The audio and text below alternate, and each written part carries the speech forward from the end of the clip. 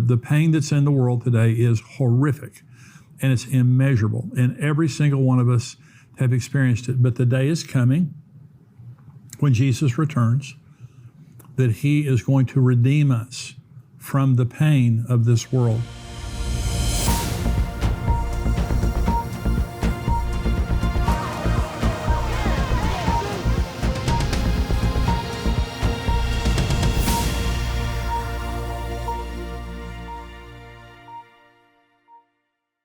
Today I'm teaching again from my new book, Look Up, Awaiting the Rapture and Our Final Redemption. This is it right here. And we're talking about, just the excitement we should feel when we see the things happening in the world today, because Jesus is about to come. And I'm talking in detail about another dimension of why we should be looking up and expecting the rapture and our final redemption. Before we get to the teaching, I want to remind you again about our upcoming Tipping Point Conference on September the 16th at Fellowship Church right here in the DFW Metroplex. I'm going to be sharing along with Pastor Ed Young, who's the senior pastor of Fellowship Church, Dr. Tony Evans, Jonathan Kahn, Billy Crone, and Dr. Mark Hitchcock. It's going to be a fantastic day. If you're an endtimes.com paid subscriber, be sure to use the exclusive discount code below for 50% off your ticket. And make sure you use your endtimes.com subscription email address to purchase your tickets. Now, this is very important. So all of our paid subscribers, not YouTube subscribers, but our endtimes.com subscribers, you get a 50% off discount. And also, you have to match your endtimes.com subscription email to what you purchased with. Again, last year at the conference, we had tons of people at the door using all kinds of email addresses that didn't match their endtimes.com subscription. It caused a lot of confusion. So this year, it's going to be a great day to come and register because all the emails are going to match. Be sure to match that. Reserve your seats now at conference.endtimes.com to get the best seats available. The sooner you get your tickets, the better seats you'll have available at the conference. Let me tell you, we have reserved seats this year. Last year, we had a lot of complaints from people that said, hey, I bought my ticket and I had a crummy seat. And when I went to the bathroom, came back, somebody was sitting in my seat, And so that's not going to happen this year because you'll have a ticket for an exact seat. If you buy 1, 2, if you buy 5 or 10, you're going to have specific seats. And we have tickets beginning, the very best seats at the front bottom start at $149. They go a little bit further back is less money. When you get to the balcony, there's the premium balcony seats. The ones at the back of the balcony, most of the balcony seats are about $99. So they're a little bit more expensive this year, but you will have a specific seat. Now, the seats are going very quickly. So if you want a good seat, buy your tickets right now because you will have that seat reserved. And say this is much better than last year because this year, when you come and, like, for example, you're sitting there in the morning sessions and we take a break and you get up and you come back, nobody can be sitting in your seat. If you have a ticket for that seat, that's your seat all day long. So that's going to be a whole bunch better than last year, but they're going very quickly. A lot of our best seats are already sold out. Okay, so go ahead, get online right now and see what's available there. Get the ticket that you want so that you won't be disappointed because they'll go very quickly. But I want to see you there next year. It's going to be a terrific conference in September, Tipping Point Conference. So one of the questions I get asked a lot about my new book is why did I write it and why did I name it Look Up? Well, in Luke 21:28, Jesus said, when you see these things begin to happen, the signs of the end times, look up and lift up your head because your redemption draws near. And so he says, when you see these things begin to happen. Okay. Well, we saw those things begin to happen in 1948. And now we're seeing unbelievable signs of the end times all around us. And so Jesus said, when you see these things begin to happen, look up, your redemption is drawing near. And this book is called Awaiting the Rapture and Our Final Redemption. Now, my book, Tipping Point, is about, the end times, signs of the end times, how to understand end time theology and what the Bible has to say. The book that we wrote, Where Are the Missing People? That is a book for people who are left behind during the tribulation. The rapture happens and they're left behind.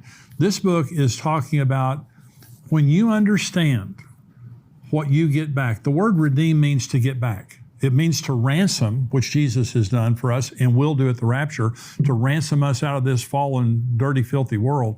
but it also means to get back or to buy back. So the death of Jesus, according to Galatians 3, Jesus redeemed us from the curse of the law. That means he bought us back. What Adam and Eve lost in the fall, which was everything. They lost everything in the fall. We get it back instantly. When Jesus returns and the rapture happens, in a moment, in the twinkling of an eye, we get back every single thing we lost. In the last program, I talked about our bodies. We're going to get new bodies, eternal, everlasting, wonderful, healthy bodies that will never get tired again, don't have to sleep, don't have to rest, can't get injured, can't die. These new bodies that we're going to have. Today I want to talk about redeemed pleasure. That what is it that Jesus has redeemed for us? Well, he's going to redeem our bodies. He's going to redeem pleasure. Again, redeem means to buy back. Eden, God created Adam and Eve, and Eden means pleasure and delight. Isn't that interesting that God created us in a place that meant pleasure and delight? And you say, well, why did he do that? Because that's all he wants for us. God never intended for us to ever experience pain. And that's hard for some people to understand, because we deal with pain every day in the world. You say, well, where did pain come from? Let me read you the account of where pain entered the human race. This is in Genesis 3, when Adam and Eve rebelled against God. Genesis 3, beginning in verse 16. To the woman he said, I will greatly multiply your sorrow and your conception. In pain you shall bring forth children. Your desire will be for your husband, and he will rule over you. And by the way, that means you're going to want to dominate your husband, but he's going to dominate you. Then to Adam he said, because you have heeded the voice of your wife and have eaten from the tree which I commanded you, saying, you shall not eat of it. Cursed is the ground for your sake. In toil you shall eat of it all the days of your life. Both thorns and thistles it shall bring forth for you. And you shall eat the herb of the field. In the sweat of your face you shall eat the bread till you return to the ground, for out of it you were taken. For dust you are, and to dust you will return. It would be absolutely impossible to measure the pain that the human race has experienced since that day that God cursed Adam and Eve. And he cursed them because of their rebellion. And they thought that they could eat the fruit of the tree of the knowledge of good and evil without consequences. And the consequences have been horrific. The wages of sin is death. Not will be, not were, is death. Satan is the wonderful advertiser of sin, but he doesn't tell you about the death that follows. And he didn't tell Adam and Eve, and they didn't take God's warning. The emotional pain. Imagine the emotional pain. Rejection, loss, failure, verbal abuse, emotional abuse, divorce, all the kinds of emotional pain people experience every day. Physical pain, abuse, illness, accidents, violence, death, disease, all those kinds of things. Mental pain, confusion, deception, abuse, lies, ignorance, poverty, spiritual attacks, relational family pain, dysfunction, rebellion, abuse, breakup, betrayal, rejection, unmet needs, dominance. All these things have been happening since the day that Adam and Eve fell and God cursed the human race. The pain that's in the world today is horrific, and it's immeasurable, and every single one of us have experienced it. But the day is coming when Jesus returns that he is going to redeem us from the pain of this world, which means in the twinkling of an eye. And I want you to listen to what I'm saying. Some of you are going through a lot of pain right now. You're going through financial stress. You're dealing with the trouble in your marriage, with your kids. You have a prodigal child. You have a boss maybe that's harassing you. You have somebody that's talking bad about you, criticizing you, whatever it might be, physical pain, emotional pain, whatever it is. Can I just tell you that in a twinkling of an eye, you'll never feel pain again for all of eternity. Now that's just hard. It's hard to imagine that you will never feel pain again. This is Revelation 21, talking about what happens when we're with God. I saw a new heaven and a new earth, for the first heaven and the first earth had passed away, and there was no more sea. Then I, John, saw the holy city, New Jerusalem, coming down out of heaven from God, prepared as a bride adorned for her husband. And I heard a loud voice from heaven saying, behold, the tabernacle of God is with men, and he will dwell with them. And they shall be his people, and God himself will be with them and be their God. And God will wipe away every tear from their eyes. There shall be no more death, nor sorrow, nor crying. There shall be no more pain, for the former things have passed away. That is incredibly good news for all of us, because we're about to be redeemed. But actually, there's better news than that. Not only will we never experience pain again, we're going to experience an eternity of exquisite pleasures that are beyond our comprehension. Let me give you an example of this scripture. This is Psalm 16:11. You will show me the path of life. In your presence is fullness of joy. At your right hand are pleasures forevermore. Not only is there no pain, we're going to have an eternity of pleasures like we've never experienced before. 1 Corinthians 2. As it is written, eye has not seen, nor ear heard, nor have entered into the heart of man the things which God has prepared for those who love him. I mean, and what it's saying there is it's incomprehensible. In this life, we just can't even comprehend what it's going to be like to be in that place. This is 2 Corinthians 12. This is Paul. It is doubtless not profitable for me to boast. I will come to visions and revelations of the Lord. I know a man in Christ who 14 years ago, whether in the body I do not know, or whether out of the body I do not know, God knows. Such a one was caught up into the third heaven. And I know such a man, whether in the body or out of the body I do not know, God knows, how he was caught up into paradise and heard inexpressible words which it is not lawful for a man to utter. Now, Paul's talking about himself. And he said 14 years ago, I don't know if I was in the body or out of the body. All I know is I was caught up to the third heaven. And he calls it paradise. Remember, Eden was a paradise, pleasure and delight. He says that that's what heaven's going to be. Jesus, in Luke 23, was hanging on the cross, and there was a thief next to him, and he said, Lord, remember me when you come into your kingdom. And Jesus said to him, assuredly, I say to you, today you will be with me in paradise. And so Eden was a paradise, and when Jesus returns, we go back into the paradise we were created for. And paradise always includes 5 things. Now, I want you to think about where you are right now versus where you're going to be when Jesus returns, because we're going into a paradise. Beauty, a paradise has to be beautiful. It has to be comfortable. There's no such thing as a painful paradise. Pleasure, paradise is about pleasure, sensual type pleasure. Plenty, a paradise, you have plenty of everything you're looking for. And safety. There's no paradise in war zones. And so beauty, comfort, pleasure, plenty, and safety. The devil will be in hell. There's going to be nothing in all of eternity to harm us, and we're going to be in a perfect paradise. Compared to the paradise Jesus is taking us to, we have never experienced pleasure before. The world is a torture chamber. You know, we're so accustomed to this world that we just forget how bad it is. It's just terrible. And see, even the pleasures we experience in the world today, all of them have a negative impact in some way. In other words, you eat too much, you gain weight. I can't wait to get to heaven and eat a lot for a long time and not gain weight. I mean, that's just going to be incredible. Here on earth, if you rest too much, you're lazy and you fail. If you cross sexual parameters, you destroy your marriage and family. If you stay in the sun too long, you get a sunburn. If you spend too much, you go broke. But not in heaven.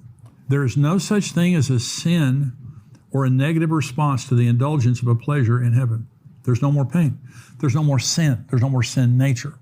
And so literally everything in heaven is legal and pleasurable, and there's never a negative consequence to it. It's just, again, it's beyond our ability to comprehend. So a lot of people, I was trying to lead a guy to the Lord one time that I worked with before I came into the ministry. And I was telling him about the Lord and all that kind of stuff. And I said to him, do you know where you would go if you died today? And he said, well, I don't want to go to heaven. And I said, you don't want to go to heaven? And he said, I don't want to sit on a cloud playing a harp for all of eternity. He said, I think that's the most boring thing in the world. That comes from Tom and Jerry's cartoons. That comes from a cartoon. His concept of heaven came from a cartoon. And when he said that to me, it got me thinking, and that is, well, I wonder what heaven is like, okay? Well, it's phenomenal, okay? Now, I'm going to give you my version of heaven, okay? I'm not saying that this is biblically correct, but I'm just kind of saying this to kind of mess with you, kind of slap you in the brain. If you have a concept of heaven that is boring, let me just imagine with me for just a minute. Again, I'm just talking about, this is just coming out of my mind. I'm not saying it's biblically correct, but this is just, when I think of heaven, this is the thing I think about. So you go into God's presence in heaven. Okay, we're in heaven now, and this is my version of heaven. You go into God's presence and worship Him with a perfect voice and heaven's music that is 1,000 times better than any music you've ever heard before. And you're in the very presence of God. You're not in a church. You're not in a sanctuary. You're in the very presence of God where there's fullness of joy. Your heart is exploding with joy and happiness. You stay there for 1,000,000 years, and you never get tired, distracted, or bored. After 1,000,000 years in God's presence, you decide to go with some friends and family to eat at the banquet table in paradise, and you're waited on by angels. You eat the most unbelievably delicious food for 15,000 earth years while you're having incredible conversations and fun with everyone, and you never gain weight, feel full, get sick, or need to go to the restroom or need to stop. Then you decide to go back to your mansion and have a family reunion. You tell one of the angels to gather your family and have them come to your mansion. 1 second later, you're in your mansion, which is on 500 acres of paradise, and your relatives begin arriving. The angels have everything perfectly prepared, and they serve you and your family for 3,600 earth years. You eat, play games, have fun, talk about memories. No one gets their feelings hurt or says they've done anything hurtful. Everyone is mature, sensitive to each other, and godly, and very loving and affectionate to one another. There are no ants, insects. You never get a sunburn. No one gets injured. You never need money, and everything you want is immediately served by the angels. At the end of the family reunion, someone suggests that you go on an adventure. So you and a group of your friends and relatives take a 14,000-year journey to explore the earth. There are no wild animals. You can get anywhere you want to go immediately. The world is a paradise, and there's thrill after thrill that is beyond description. You can climb to the highest mountain without getting fatigued. You can swim in and under the water for 100 years and never tire, and there are no sharks or dangerous animals. There are no deserts or bad places on the earth. There's no place where any bad thing has ever happened. It's a new earth. The old earth of sin and corruption is gone. At the end of your adventure on the earth, everyone is thrilled and excited. Someone says they were exploring the universe with a group of friends recently, and they found a galaxy 300 million light years away that was really cool. So you all agree to go, and 1 second later, you're there. For the next 30,000 years, you explore that galaxy and its stars together as you share great experiences and see things that are beyond description. Everything you see is different from anything you've ever seen before. It is extremely fun and interesting. After this, you decide to go back home and visit the Hall of Pavilions, where you meet all the heroes of the Bible. All the original 12 disciples, not Judas, but the new one, Matthias, have their own pavilions, as well as the Apostle Paul, Mary, the mother of Jesus, King David, Daniel, Esther, and all the other Bible characters. In each pavilion, you personally meet each character and spend time talking with them and getting to know them. Also, in each of their pavilions, there's a 3D movie of what actually took place in their areas of the Bible. In Noah's pavilion, you get to watch when he built the ark, as well as the flood. In Elijah's pavilion, you watch him as he defeated the prophets of Baal. You get to watch King David in his pavilion defeating Goliath. In Mary's pavilion, you get to watch the birth of Jesus and his childhood. You also get to watch his miracles and ministry. You stay in the Hall of Pavilions for 40,000 years. After this, you have a strong desire to be in God's presence and worship him. So 1 second later, you're all in God's presence. As you're worshiping God, he looks at you and smiles. Just then you realize that an angel has you by the hand leading you toward God's throne. Suddenly you find yourself face to face with God, and for 100 years he personally loves you and gives you affection as he speaks words of affirmation to you. When you are finished, you return to your place and worship him for 7 million more years with a perfect voice, and you never get tired or distracted. And then some friends ask you to go and eat at heaven's banquet table, and so on, and so on, and so on. See, all I'm saying is I like my heaven. I like my version of heaven. That may not be exactly correct, but when I think of heaven, I get so excited. I just think it's going to be the most interesting place, the most phenomenal place. It's going to be so far beyond anything that I just said. But again, 1 Corinthians 2, eye has not seen, nor ear heard, nor has entered into the heart of man the things which God has prepared for those who love him. But there are people who have died and actually gone to heaven. One of the most credible reports of someone dying and coming back was a man named Don Piper. He wrote a book called 90 Minutes of Heaven. It was a true story of life and death. This is a documented account of a man who died for 90 minutes and came back to life. And he went to heaven. And he wrote about this experience in his book, 90 Minutes in Heaven. This is an excerpt from his book. And here's what he says. Everything I experienced was like a first-class buffet for the senses. I had never felt such powerful embraces or feasted my eyes on such beauty. Heaven's light and texture defy earthly eyes or explanation. Warm, radiant light engulfed me. As I looked around, I could hardly grasp the vivid, dazzling colors. Every hue and tone surpassed anything I'd ever seen.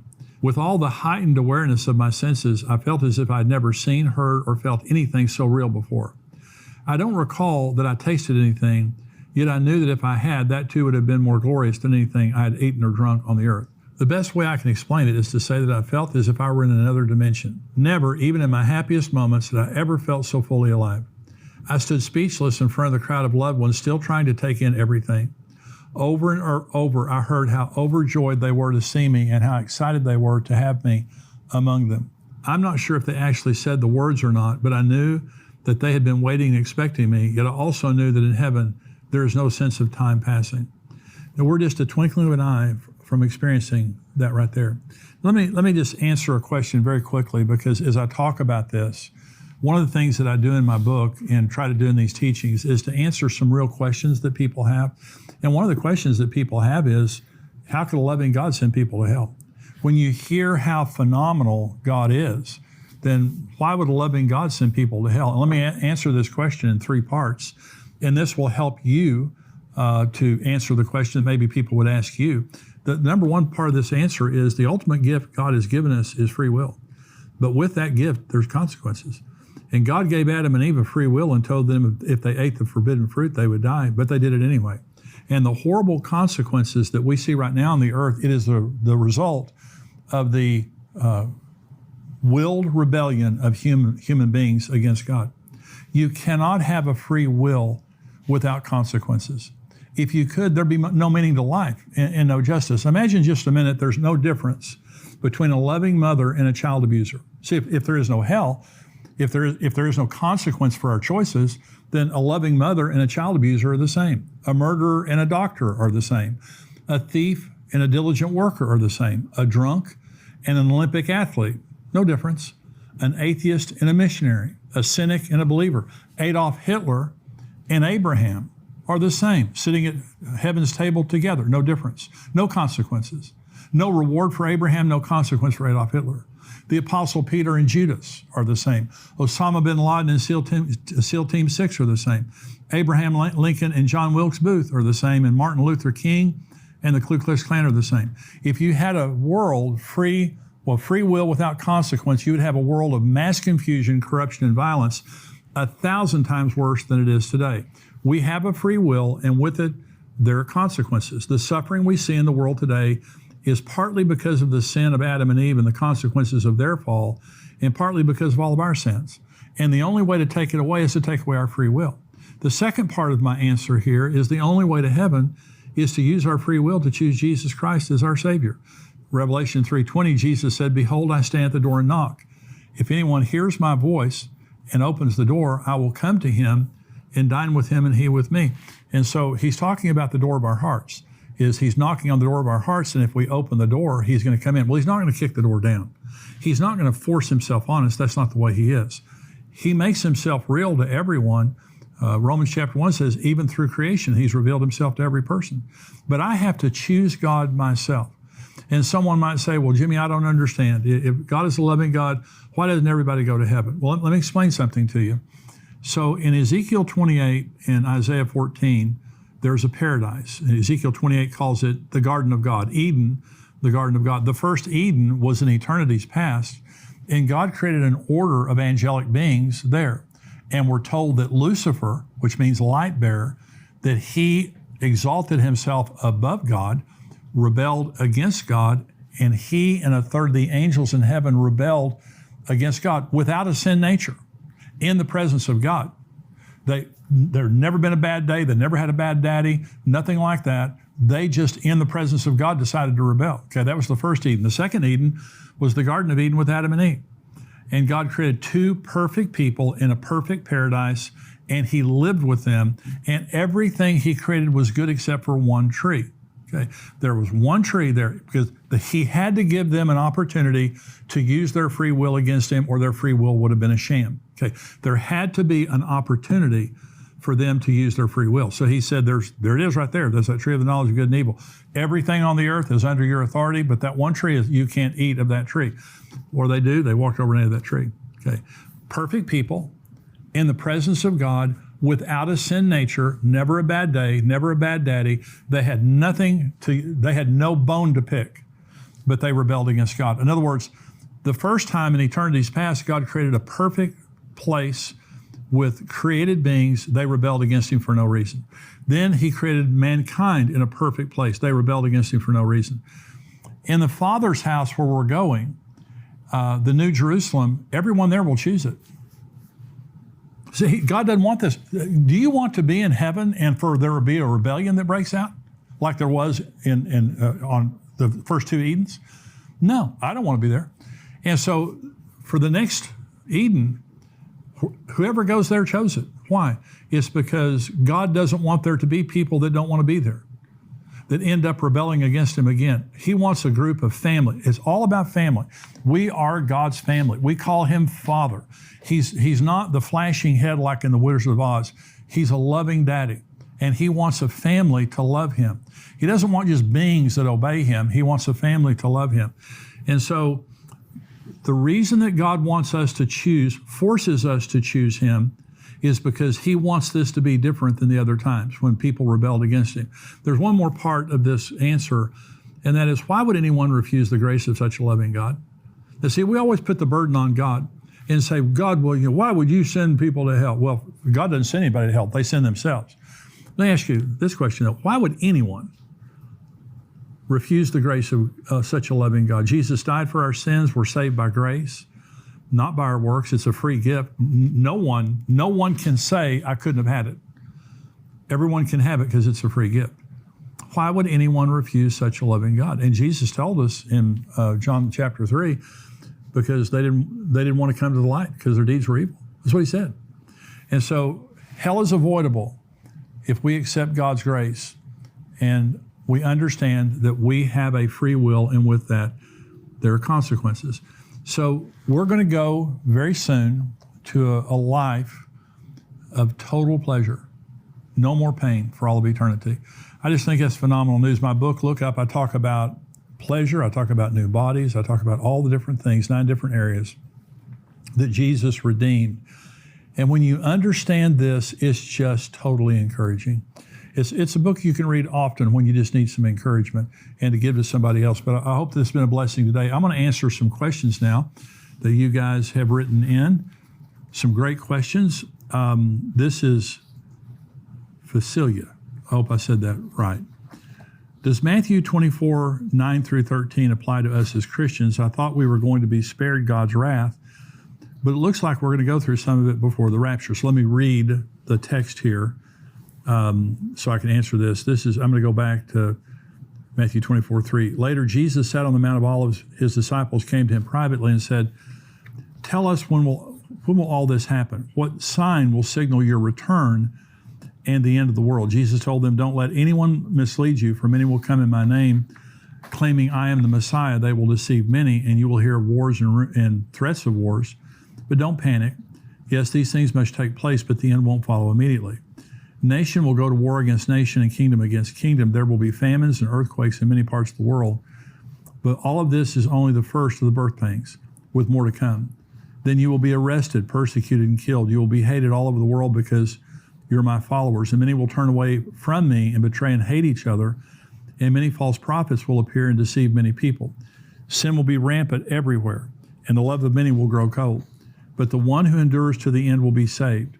And the good news about the kingdom will be preached throughout the world so that the nations will hear it, and then the end will come.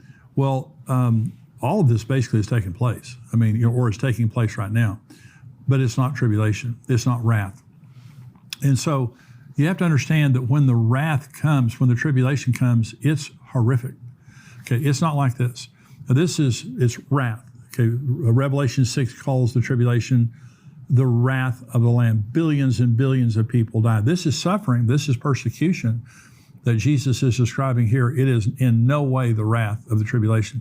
1 Thessalonians 1:9 says, they themselves declare concerning us what manner of entry we had to you, and how you turned to God from idols to serve the living and true God, and to wait for his Son from heaven, whom he raised from the dead, even Jesus, who delivers us from the wrath that is to come. Not through, but from the wrath that is to come. So we don't go through wrath. And we go through some tribulation. Jesus said, in this world you have tribulation, but be of good cheer. overcome the world. That just means difficulty, not the wrath of the tribulation, 7-year tribulation, but it's difficulty and suffering. But we won't go through that. This is Laura. Why do we need our old bodies to be made immortal or eternal at the rapture? Can't we live with Jesus as pure spirit beings? Now, I love that question, Laura, because I think a lot of people have this misconception. Jesus is not spiritual. He's physical. He's spiritual and physical. Jesus has a physical body. This is Luke 24. Now, this is after the resurrection. Jesus has been resurrected. As they said these things, Jesus himself stood in their midst and said to them, "Peace to you." And they were terrified and frightened and supposed they had seen a spirit.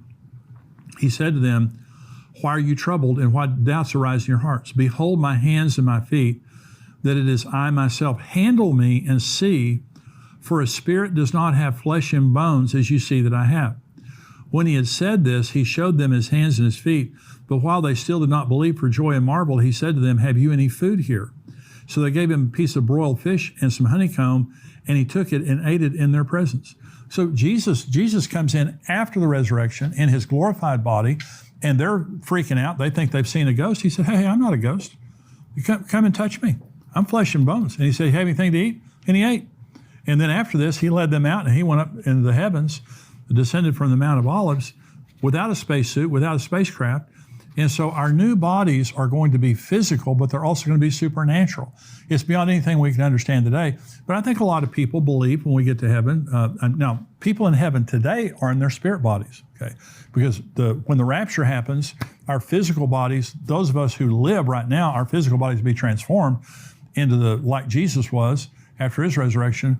But the dead in Christ will rise, and their spirits who are now in the presence of God will be reunited with their glorified bodies.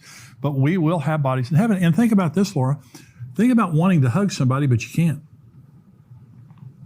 If you're in a spirit body, you can't. Think about wanting to sit down and eat something, and you can't. There's a huge limitation to being simply spirit. But God created the material world, and there's going to be a material world in heaven that is going to be materially pleasurable. Okay, that's what we're talking about in today's program. The pleasures of God, physical pleasures, eating, hugging somebody, whatever it might be, just the walking through the grass or smelling the flowers, whatever. The physical bodies that we're going to have are going to be capable of incredible pleasure and those types of things. So we are not spirits in heaven when Jesus returns. We have physical bodies, different than our bodies today, but still physical. This is Suzanne. This is the same kind of question. If the dead are already with Jesus, why does he come to gather them, those who have fallen asleep at the rapture? Their spirits are with Jesus, but their physical bodies are here on the earth. I did a memorial service last Friday for a young man, wonderful, wonderful young man who was in a plane crash. He was just a very, very strong Christian. And he was in a plane crash. His body was damaged in the plane crash, so on and so forth. The family, it was a memorial service. It was the best memorial service really I've ever been a part of. I think there were upwards of 50 people that received Christ last Friday at his memorial service. And at that service, I got up and I said, "He's not dead. He's never been more alive. And his body is still in this world, but he's not in that body. But when Jesus returns, that body's going to come back out of the grave and be reunited with his spirit, but it will be a glorious, immortal body, according to 1 Corinthians chapter 15.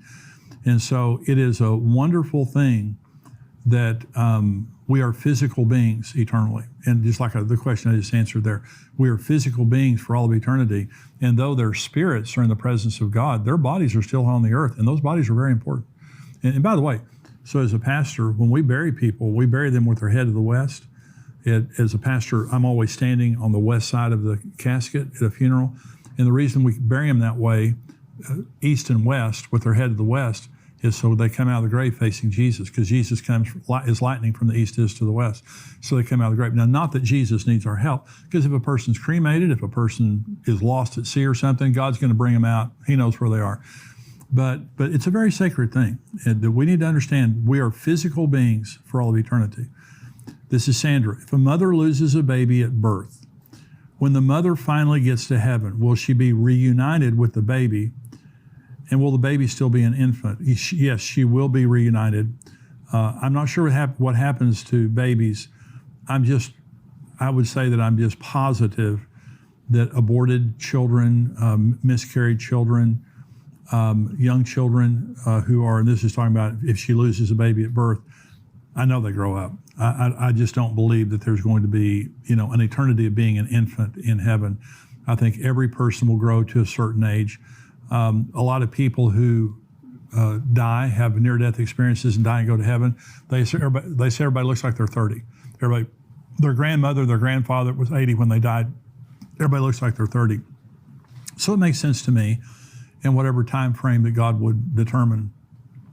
God may allow this woman to get there and see her baby like the baby was at birth, and then help to raise the child in heaven to that certain age. I don't know. But she definitely will be reunited.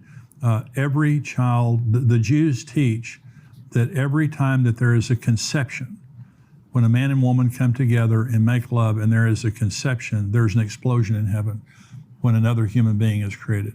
It's a big deal. It's a big deal. And so I love in the Old Testament, and I was reading about Moses, and I'm reading right now in my quiet time about Moses in Deuteronomy, and God told Moses, the children of Israel are going to go into the promised land, I'm going to gather you to your people. I love that saying in the Old Testament, I'm going to gather you to your people. And I was asked last week by a young lady if she was going to be married to her husband in heaven. And Karen has told me I've got to live with her for all of eternity, that I don't have anything to say about that. And I said, Jesus is going to have something to say about that. But we won't be married the way we're married today. We'll be closer. We'll be married to Jesus. We just don't understand how superficial our relationships here on earth compared to what they'll be in heaven. We'll be with our families in heaven. We'll be with our loved ones in heaven. But it will be a relationship so much deeper than anything that we've ever thought about. Committed, never through all of eternity, it never ends. And so it's just going to be a phenomenal thing when we get to heaven, to be with our families, because we're going to be gathered to our people. This is Carter. When Revelation talks about the kings who are loyal to the Antichrist, are these literal kings or symbolic kings? Could it also be referencing prime ministers or presidents or military generals? Well, they're literal, okay, Carter, that's for sure. And so is the Antichrist. So this is Revelation 17, and this is talking about those 10 leaders. It says, the 10 horns which you saw and are the 10 kings who have received no kingdom as yet, but they receive authority for 1 hour as kings with the beast. These are of one mind, and they will give their power and authority to the beast. These will make war with the Lamb, and the Lamb will overcome them, for he is Lord of lords and King of kings, and those who are with him are called, chosen, and faithful. Then he said to me, the waters which you saw where the harlot sits are peoples, multitudes, nations, and tongues. And the 10 horns which you saw in the beast, these will hate the harlot, make her desolate and naked, eat her flesh, and burn her with fire. For God has put it into their hearts to fulfill his purpose, to be of one mind and to give their kingdom to the beast, until the words of God are fulfilled. And the woman whom you saw is the great city which reigns over the kings of the earth. So now this is talking about Mystery Babylon and her judgment. And it's talking about the 10 horns are the 10 kings, and for 1 hour they reign with the Antichrist. They give their power and authority to him, but it says they don't have a kingdom yet. So it's impossible to determine who these people are because they don't have a kingdom yet. Could be prime ministers, could be kings, or other titles that would be bestowed on them. But these are people of political influence. They come from the revived Roman Empire. We know that based on Daniel chapter 9. They come from the revived Roman Empire. And so they're going to give their authority to the beast. It's interesting, it says they make war against the Lamb. And that Jesus, when he returns, he's going to defeat all of the armies that have gathered against Jerusalem and against God and defeat them, including these people here. He's going to take the beast and the false prophet and throw them into the lake of fire alive and then lock the devil up for 1,000 years. And so, but these are literal, and they are going to join with the Antichrist. But it also says that they turn on the harlot. That's an interesting thing. There's a book about that thick by Dave Hunt called A Woman Rides the Beast. You might want to read it because it talks about who the harlot is, and he believes it's the Roman Catholic Church. because they've killed more believers. It says the woman was drunk with the blood of the saints, this harlot, and they have killed millions of believers over the centuries. And in many ways, they fit the description there. And so if you want to read more about that, it's called A Woman Rides the Beast by Dave Hunt. Hope you've enjoyed this today. Remind you to get my book, look up if you haven't gotten it yet. I'll keep talking about this now for the next couple of weeks and teaching you about how to be encouraged in the days that we live in, looking at the things that are about to be redeemed. Remember to sign up for the conference that's coming up in September. You can get a reserved seat, and if you're a paid subscriber, then you get a 50% discount. We would love to see you there. God bless you. I'll see you next time.